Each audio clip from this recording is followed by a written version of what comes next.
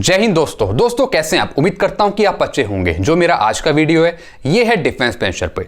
दोस्तों एक बात यहां पे क्लियर हो गई कि जो आगे आपको बढ़कर पेंशन मिलेगी वो आपको एक नई ओआरओपी पेंशन टेबल के अनुसार मिलेगी और उसका एरियर आपको दिया जाएगा 1/7/2019 से।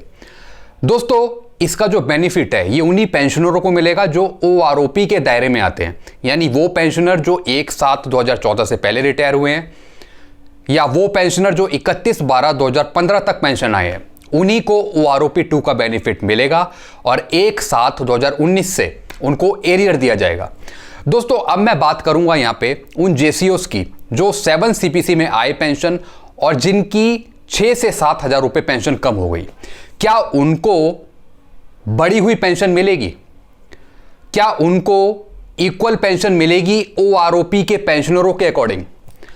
दोस्तों कोर्ट के निर्णय के बाद यह साफ क्लियर हो गया कि अब उनकी पेंशन में कोई बढ़ोतरी नहीं होगी, यानी उनकी पेंशन इक्वल नहीं हो सकती ओआरओपी के पेंशनरों के अनुसार, क्योंकि कोर्ट ने यह कहा कि ऐसा रूल में कहीं भी नहीं लिखा कि सबको एक समान पेंशन मिले। यानी अगर एक पेंशनर को फायदा हो रहा है और दूसरे पेंशन को नुकसान हो रहा है सेम रैंक पे सेम सर्विस पे, तो इसमें कोर्ट का या फिर केंद्र सरकार का कोई रोल नहीं होगा इसको ठीक करने में। यानी जो नुकसान हो रहा है वो होता ही रहेगा आगे। तो इसका मतलब ये है कि एक पेंशनर, एक उदाहरण दे रहा हूं मैं आपको, एक सूबेदार एक नई ओआरओपी पेंशन टेबल के अनुसार बढ़ी हुई पेंशन ले लेगा।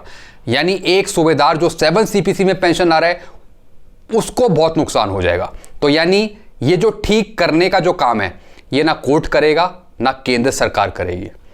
तो दोस्तों ये आगे बहुत बड़ी दिक्कत हो जाएगी जेसीओस को जिनकी पेंशन कम हो रही है 7 सीपीसी में। तो दोस्तों कोर्ट ने अपना डिसीजन सुनाकर केंद्र सरकार के फायदे में बात कर दी है। तो केंद्र सरकार अब यहां पे अपनी मनमानी करेगी पेंशन पर। दोस्तों जितना नुकसान जेसीओस को हुआ, लगभग 6 से 7 हजार रुपए का नुकसान हुआ 7 सीपीसीज में जेसीओस को।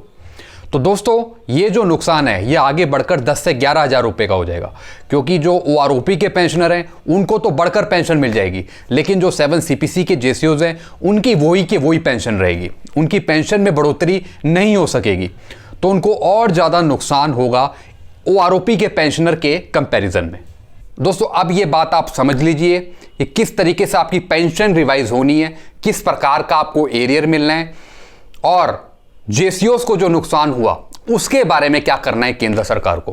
क्योंकि दोस्तों जो पेंशन में प्रॉब्लम्स थी, जो हमने बताई प्रॉब्लम्स पेंशन से रिलेटेड, वो कोर्ट ने पूरी नहीं सुनी और ना ही उस पर सही निर्णय दिया। तो इस वजह से जो उनका जजमेंट आया वो केंद्र सरकार के फेवर में आया।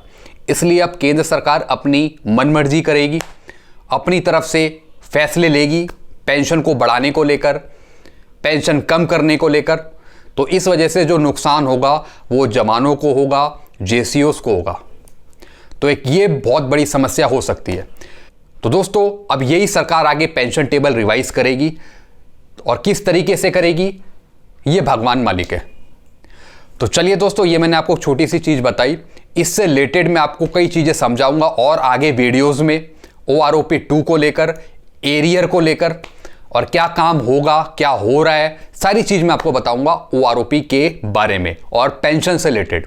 तो आप मेरे चैनल पर बने रहिए, मेरे वीडियोस देखते रहिए, जो मैं आगे पोस्ट करूंगा और जो मैं बना रहा हूं वीडियोस इसे आप शेयर करते रहिए, ताकि इससे आपकी नॉलेज भी बढ़े और आपको भी पता लगे कि क्या हो रहा है पेंशन पर और आगे क्या होगा।